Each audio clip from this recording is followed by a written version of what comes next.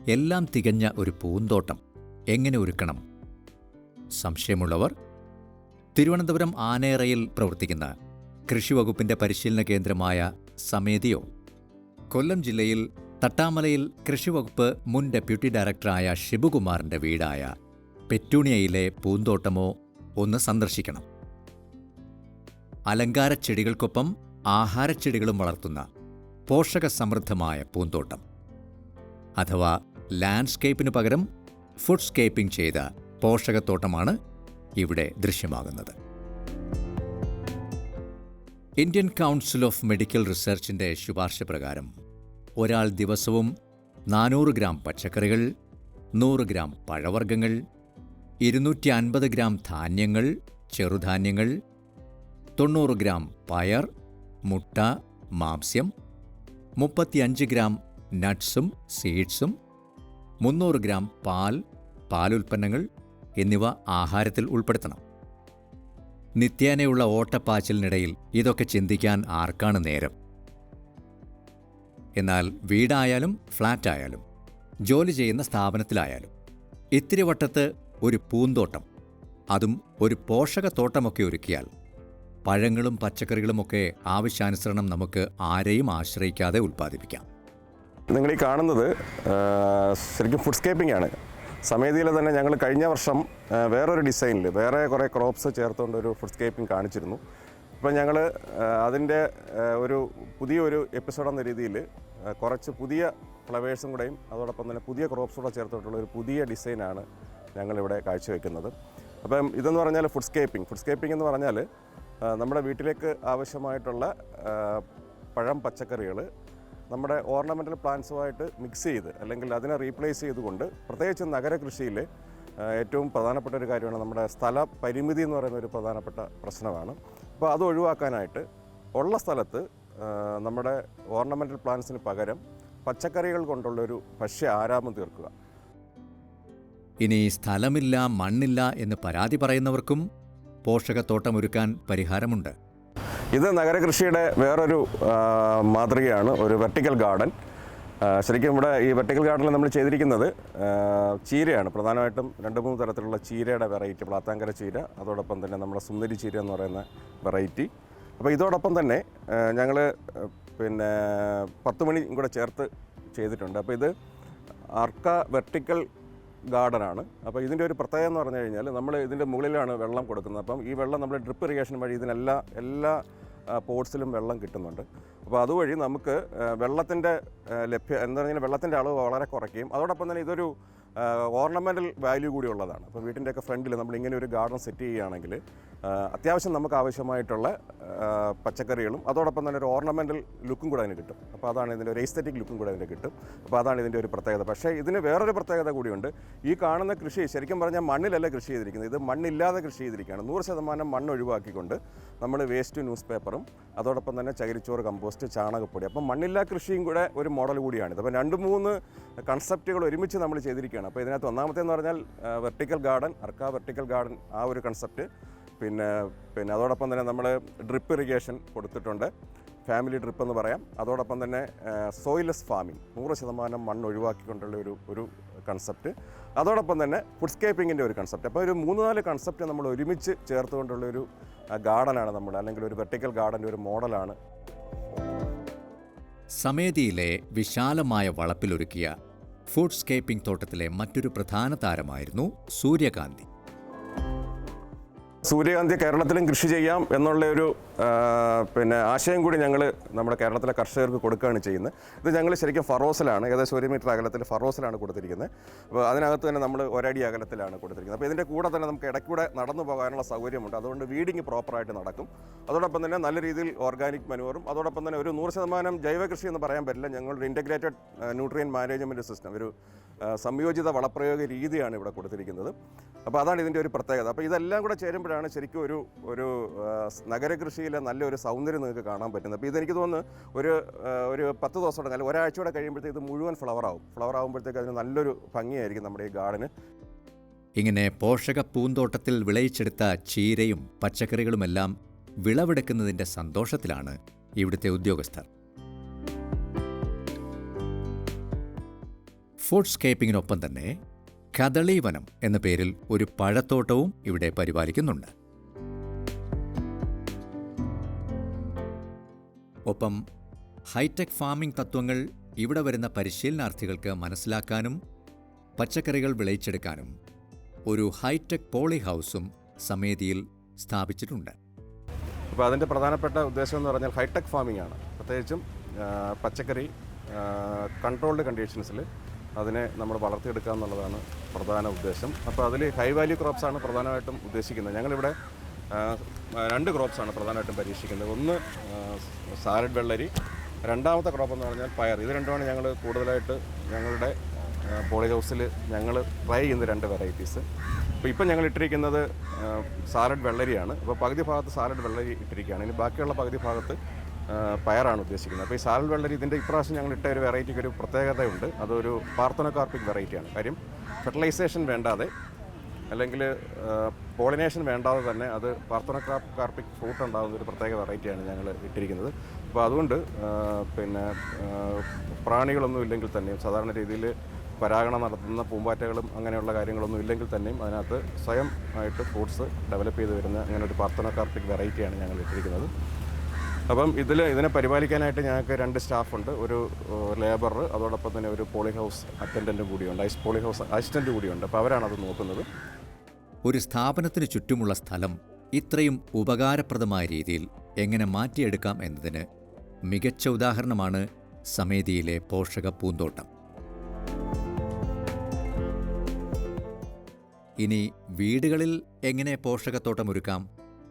പോകാം നമുക്ക് കൊല്ലം ജില്ലയിൽ തട്ടാമലയിലെ പെറ്റൂണിയയിലേക്ക്. കൃഷിവകുപ്പ് മുൻ ഡെപ്യൂട്ടി ഡയറക്ടർ ഷിബുകുമാറിന്റെ വസതിയിലേക്ക്.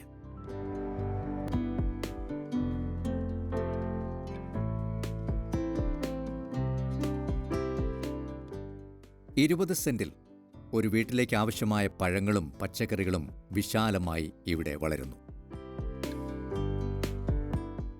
അപ്പോൾ ഈ വീടിൻ്റെ പൂമുഖമാണ് നിങ്ങൾ കാണുന്നത്. അപ്പോൾ ഇവിടുത്തെ ഒരു കൺസെപ്റ്റ് എന്ന് പറഞ്ഞാൽ നമുക്കറിയാം, നമ്മുടെ എല്ലാ വീടിൻ്റെ മുൻവശവും അല്ലെങ്കിൽ പൂമുഖത്ത് നമ്മൾ ഒരുപാട് ഓർണമെൻ്റൽ പ്ലാന്റ്സ് അല്ലെങ്കിൽ അലങ്കാര ചെടികൾ ഒരുപാട് വെക്കാറുണ്ട്. അതിൻ്റെ ഒരുപാട് കമ്പോണൻസ് ഉണ്ട്. അതിനകത്ത് തന്നെ അലങ്കാര ചെടികൾ അല്ലെങ്കിൽ ലാൻഡ്സ്കേപ്പ് ചെയ്യുമ്പോൾ അതിന് ലോൺ ഉണ്ടാവും, അല്ലെങ്കിൽ പുൽത്തകടി ഉണ്ടാവും, അതുമായിട്ട് ബന്ധപ്പെട്ട് ബോർഡർ പ്ലാന്റ്സ് ഉണ്ടാവും, നല്ല ഫ്ലവറിങ് ഷ്രബ്സ് ഉണ്ടാവും, ഇതെല്ലാം ഉണ്ടാവും. പക്ഷേ ഇതുകൊണ്ട് നമുക്ക് ഭക്ഷണ പദാർത്ഥങ്ങളിൽ നിന്ന് നമുക്ക് ലഭിക്കുന്നില്ല.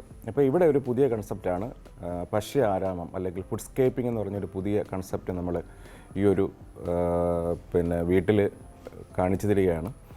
ഇവിടെ നല്ലൊരു ലോണാണ് അല്ലെങ്കിൽ നല്ലൊരു പൂന്തോട്ടം സെറ്റ് ചെയ്തിട്ടുണ്ട്. പക്ഷേ ഈ പൂന്തോട്ടത്തിൽ അലങ്കാര ചെടികൾ മാത്രമല്ല ഇവിടെ കാണുന്നത്. ഈ അലങ്കാര ചെടികളോടൊപ്പം തന്നെ നമുക്ക് ആവശ്യമായിട്ടുള്ള മിക്കവാറും എല്ലാ പച്ചക്കറികളും നമ്മൾ ഈ ഒരു അലങ്കാരത്തിൻ്റെ ഭാഗമായിട്ട് എല്ലാ പച്ചക്കറികളും മിക്കവാറും ഒരു വീട്ടിലേക്ക് ആവശ്യമായിട്ടുള്ള മിക്കവാറും എല്ലാ പച്ചക്കറികളും ഇവിടെ സെറ്റ് ചെയ്തിട്ടുണ്ട്.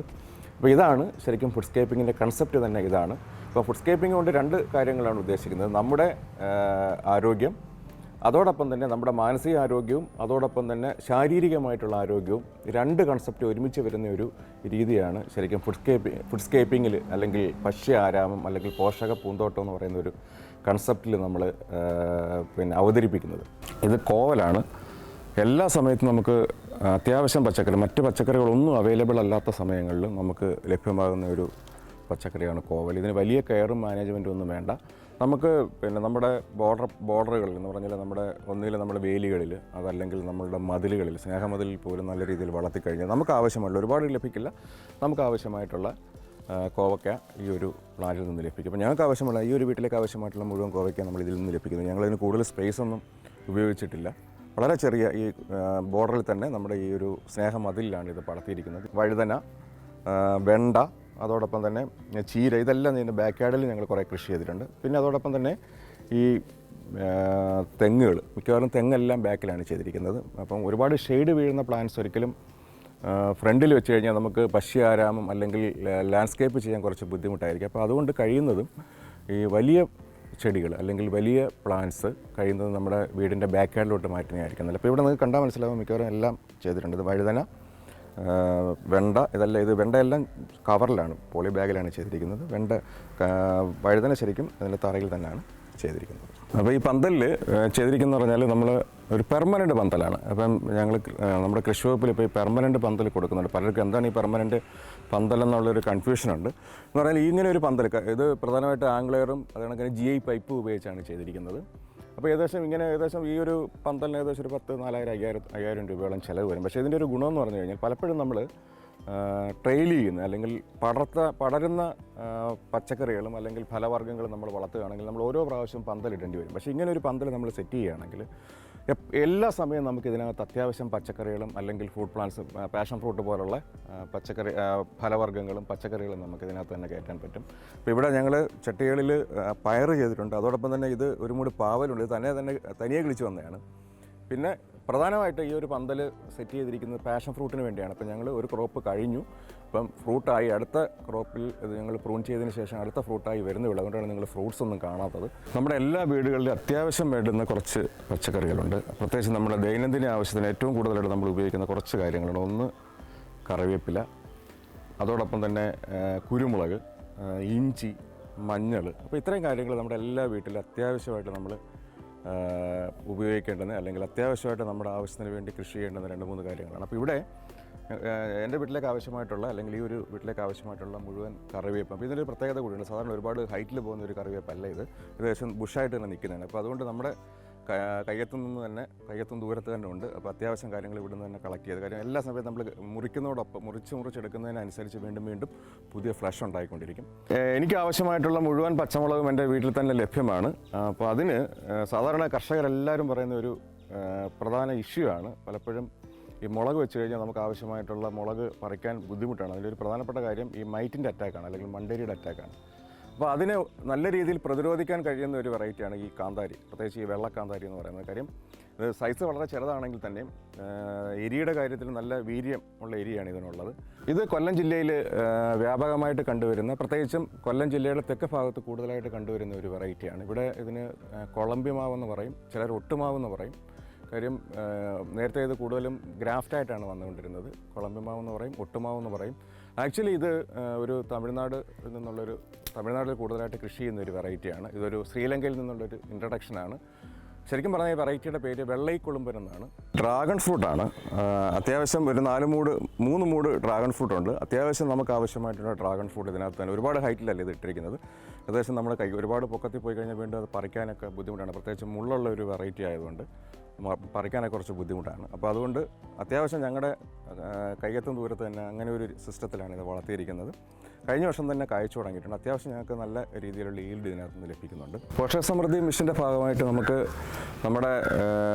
നമ്മുടെ വീടുകളിൽ, പ്രത്യേകിച്ച് നമ്മുടെ ബാക്ക് യാർഡിൽ നമുക്ക് ചെയ്യാൻ പറ്റുന്ന ഒരു അത്യാവശ്യം നമുക്കൊരു വൈറ്റമിൻ സിയുടെ കലവറയാണ് ശരിക്കും ഈ ചെറി എന്ന് പറയുന്നത്. ഇത് നല്ല രീതിയിൽ പ്രൂൺ ചെയ്ത് കഴിഞ്ഞാൽ അതൊരു നല്ലൊരു ഓർണമെൻ്റൽ വാല്യൂവും കിട്ടും.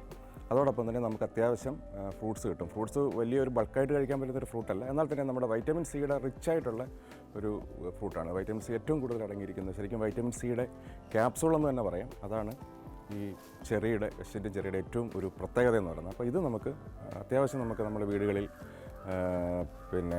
വളർത്തേണ്ടുന്ന ഒരു ചെടി തന്നെയാണ്. ഇത് പേരയാണ്. ഇത് ഞങ്ങൾ നട്ടിരിക്കുന്നത് കണ്ടെയ്നറിനകത്താണ്. കാര്യം ഇത് കൂടുതൽ നട്ട് കഴിഞ്ഞാൽ ഇതിൻ്റെ വേര് പോയി കഴിഞ്ഞാൽ മറ്റ് ചെടികൾ നടാൻ കുറച്ച് ബുദ്ധിമുട്ടായിരിക്കും. അപ്പം കുറച്ചുകൂടെ നമ്മൾ ഇൻറ്റൻസിഫൈ ചെയ്ത് നമുക്ക് ഒരുപാട് ക്രോപ്പുകൾ നമ്മൾ കുറച്ച് സ്ഥലപരിമിതിയുള്ള ആൾക്കാർ കൃഷി ചെയ്യണമെന്നുണ്ടെങ്കിൽ തീർച്ചയായിട്ടും നമുക്ക് ഇത് കണക്കുള്ള കണ്ടെയ്നേഴ്സ് ഉപയോഗിക്കാൻ പറ്റും. ഇത് ഇലിമ്പിയാണ്. ഇതും നമുക്ക് അത്യാവശ്യം നമ്മുടെ ഒരു വീട്ടിൽ അത്യാവശ്യം നമ്മുടെ മാങ്ങയെ പലപ്പോഴും നമ്മുടെ കേരളീയരുടെ ഒരു പ്രധാനപ്പെട്ട വിഭവമാണ് മീൻകറി. മീനിൽ കൂടുതൽ നമ്മൾ മാങ്ങയിട്ടാണ് വെക്കുന്ന ഒരു രീതിയുണ്ട്, പ്രത്യേകിച്ചും തിരുവിതാംകൂർ ഭാഗത്ത്. അപ്പോൾ അതിനെ ആ ഒരു സീസണിൽ നമുക്ക് സബ്സ്റ്റിറ്റ്യൂട്ട് ചെയ്യാൻ പറ്റുന്ന ഒരു ക്രോപ്പാണ് ആ ഒരു മാങ്ങയ്ക്ക് പകരം ഉപയോഗിക്കാൻ പറ്റുന്നതാണ് ഈ ഇലിമ്പി എന്ന് പറയുന്നത്. അപ്പോൾ ഇത് ത്രൂ ഔട്ട് ദി ഇയർ നമ്മൾ എപ്പോഴും ഇതിൻ്റെ ഫലം തരുന്നതാണ്. അത് അച്ചാറിന് ഉപയോഗിക്കാം. അതോടൊപ്പം മാങ്ങ ഉപയോഗിക്കുന്ന മിക്കവാറും എല്ലാ കാര്യങ്ങൾക്കും നമുക്ക് ഈ ഒരു ഇലിമ്പി ഉപയോഗിക്കാൻ പറ്റും. ഇത് ഒരു ഗ്രാഫ്റ്റാണ്, പ്ലാവിൻ്റെ ഗ്രാഫ്റ്റാണ്. ഇത് വെള്ളായണി എന്നുള്ള മുട്ടംവരിക്കയാണ്. അപ്പോൾ ഇതിൻ്റെ ഒരു പ്രത്യേകത 3 വർഷം കൊണ്ട് തന്നെ കായ്ക്കും. അത്യാവശ്യം നല്ല ചുളകളാണ്, വരിക്കയാണ്. നല്ല ചുളകളുടെ ഒരു പ്രത്യേകത നല്ല മുഴുത്ത ചുളകളോടൊപ്പം തന്നെ നല്ല ക്രിസ്പി ആയിട്ടുള്ളതാണ്, പെട്ടെന്ന് അത് ചീത്തയായി പോകത്തില്ല. അപ്പോൾ അങ്ങനെയുള്ളൊരു ഗ്രാഫ്റ്റാണ് നട്ടിരിക്കുന്നത്. ഇത് 2.5 വർഷം ആയപ്പം തന്നെ ഏകദേശം കായ്ച്ചു. ഇപ്പം നിറച്ച് ചക്കകളുണ്ട്. ഏകദേശം ഒരു 7-8 ചക്കകൾ ഇപ്പം തന്നെ ഇതിനകത്ത് ലഭ്യമായിട്ടുണ്ട്.